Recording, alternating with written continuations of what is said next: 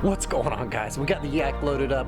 We're about to head out to my usual marsh in southeast Georgia to look for the usual suspects: speckled trout, redfish, and flounder. I got some artificials tied on. We might even pick up a couple dozen mud minnows and see if we can pull ourselves a slam around the marsh today. I'll see you guys out on the water.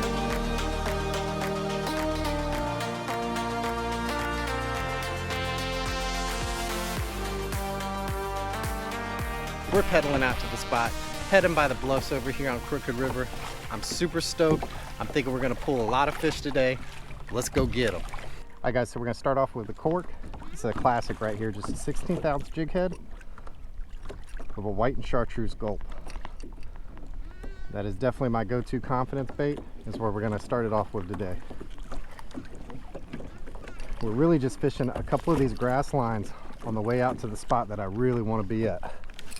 But the tide's kind of slack high right now, so we're gonna give it a second for it to start falling, kill us some time, you know, maybe explore some new areas. I normally don't fish this too much.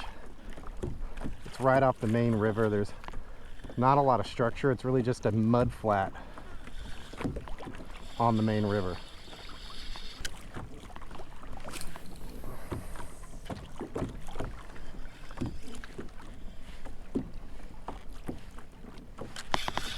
All right, we're hooked up. First fish of the day, little speckled trout. Looks like, nope, bluefish. Dang, we can't get away from this guy.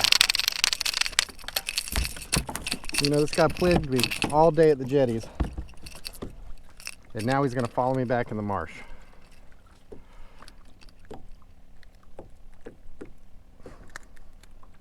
There you go, guys. Little bluefish, maybe 12 inches or so. We'll see him later. I swear to you, every bluefish that's been around recently is like a clone of the other one. I swear I've caught that same 12-inch blue at least 100 times. All right, guys, so we have another spot we're gonna check out, and then we're just gonna drift this entire opposite grass line over here and just leave the mud minnow on the cork and let him do the work for us. He's gonna be struggling, fighting to get to the bottom. Hopefully that's gonna attract the bite. But there is this point right here, which I definitely want to hit up real quick.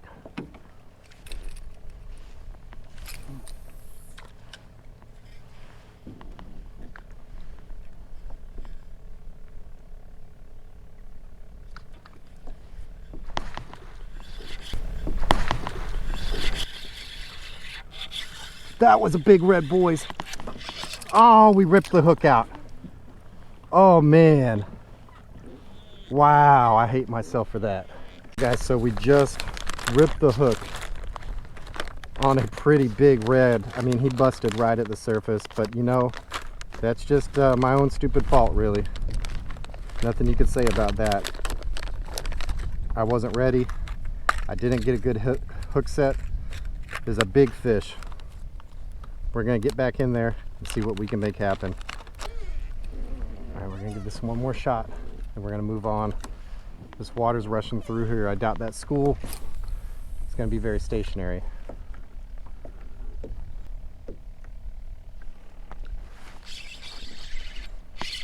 Oh yeah, we're hooked up, boys. It's coming at us. I have no idea what we have here. And we got little speckled trout, grunting male. All right, guys, so you see there, we got a nice little maybe 13, 14-inch speckled trout. He's kind of skinny, but you know, it'll start our day. We'll see him later.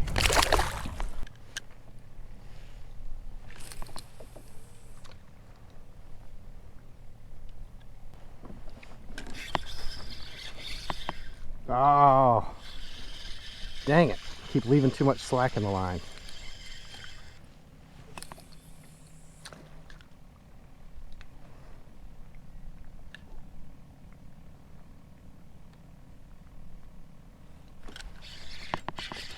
We're hooked up, boys. I think we might have us a little speckled trout type situation here. Let's see what we got. Yeah, little guy. Another smaller male. I'd definitely like to find some bigger females, but that guy'll do. He's croaking. Get a nice good look at him there. All right, we'll see him later.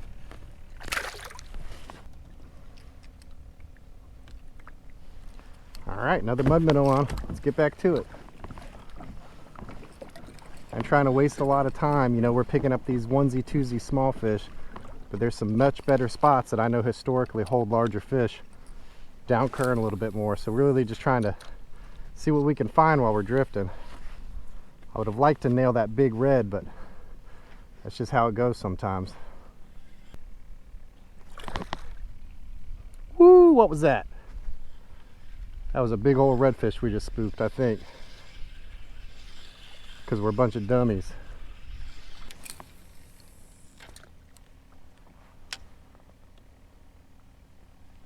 A little bit of an eddy. There's not really any current right there.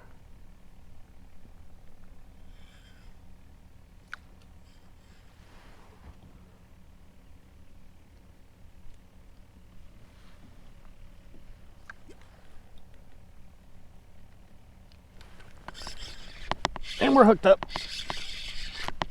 I think that might be our redfish that we were looking for. What we got here? No, we got, oh, it's a nicer speckled trout. Let's get him up in here.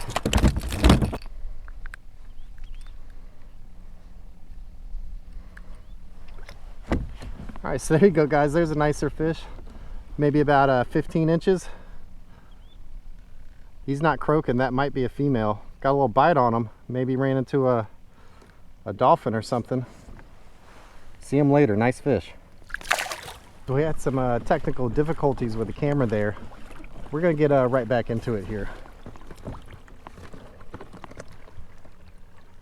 See if there's another fish here. Now there's some oyster beds we're gonna come up on later that I know are way better. But right now these spots are producing, so I ain't complaining.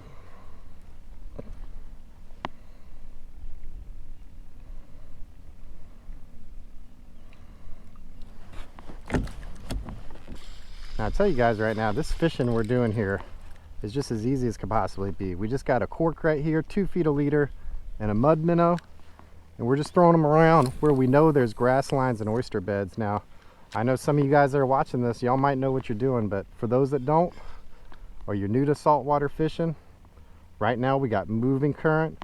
For speckled trout, we're sitting anywhere from about 3 to 10 feet of water, which really isn't a bad depth on most days. They do go deeper or shallower.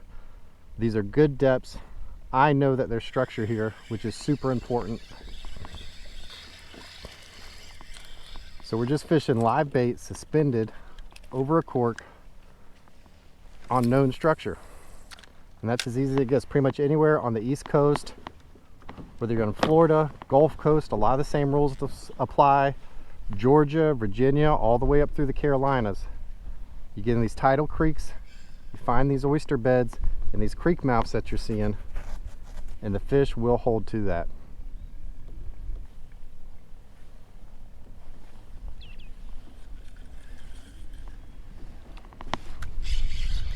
There we go, we're on, boys. I feel some good head shakes here. I don't want to get ahead of myself. Yeah, but nope. Got us another good speckled trout. Get up here. That is a nice keeper size right there. So you got, guys, another nice 15-incher. Just hanging out in front of that creek. I got excited for a second. I thought we might have had a flat boy, but we'll see him later.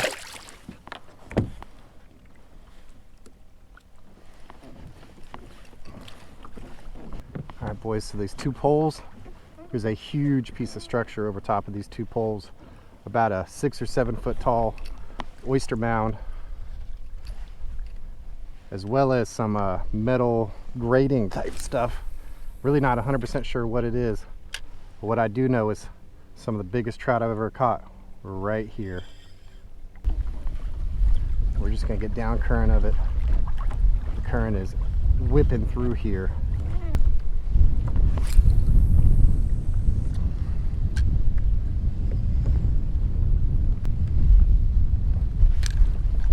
Oh, was he swimming at? Oh, we missed him. Dang it. And he came back. And we lost him again. Dang it. So here in another little spot. Bites kind of died down. I'm just killing a little bit of time exploring around. I think once this water gets nice and low, that we might have a chance at our redfish or our flounder. We're going to revisit a couple of those feeder creek mouths that we were at before. But if I catch anything between now and then, you guys will know and we'll be tuned back in.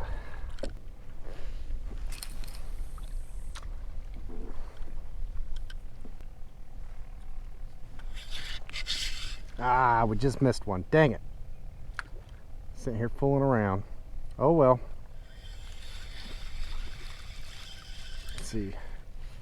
He didn't get our bait. Right back in the mix. See if we still have our bait.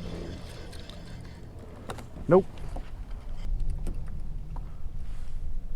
Right through the lip.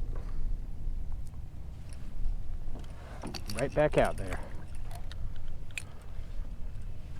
You're sitting right there in that current line. I may kind of ticked off if this is bluefish or something. The one hit seemed solid, and I felt a little bit of weight when I stuck him. But you know, it could be small speckled trout. Got him. This isn't very big. I think it's a little speckled trout. Let's see. There you go. That's why we're having so much trouble sticking them. Just itty bitty guys. There we go. Well, that one wasn't getting off. Right in the corner. Alright, so little 12-inch speckled trout. Adios. Alright, so we're pulling up to the spot for our last attempt targeting speckled trout. They're going to move over to the redfish and the flounder, hitting all those creek mouths again on this lower outgoing water. Alright, that's it. It's redfish and flounder time.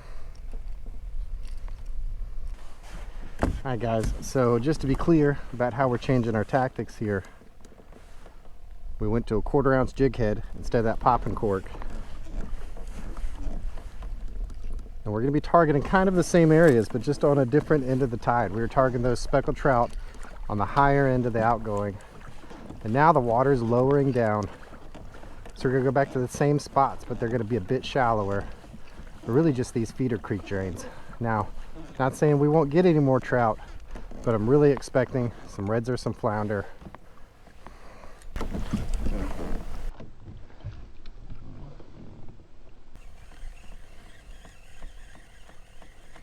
There's a red right there.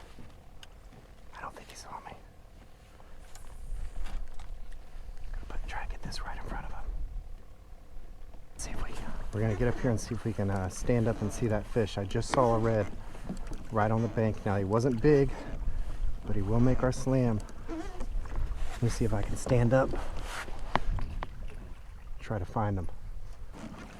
So that wasn't a red I saw. That was a bonnet head shark. And he is working this little area here.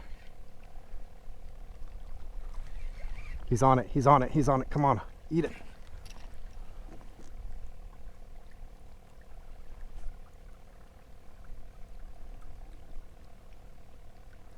Oh man.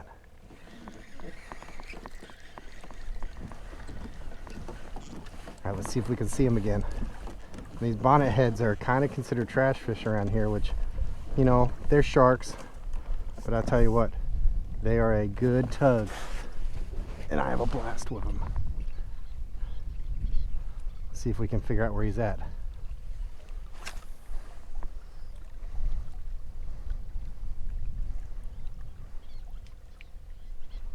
Oh, he's right here. He's right here. Do you guys see him? He's right there. Right there.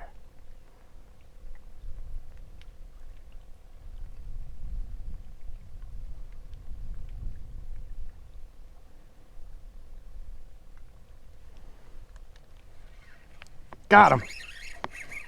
Oh, nope. What do we got? Hey, little old speckled boy. Look at that. Get up here, bud. We weren't going for you. There you go, guys. I thought I nailed that bonnet head that I saw. But it's just a, you know, little old 13, 14-inch speckled trout. I've had enough of you today. Won't catch something else. There he is right there, boys. He's taunting us. All right, what's going on, guys? Just pulled the yak out here, stopped on a sandbar. I got a little leg cramp going on. You know, we had an amazing day today. I didn't get that slam, and I didn't even really get any good species besides speckled trout. But you know what? The bite was hot there for a minute. It's a beautiful day, and I'll see you guys next time out on the water.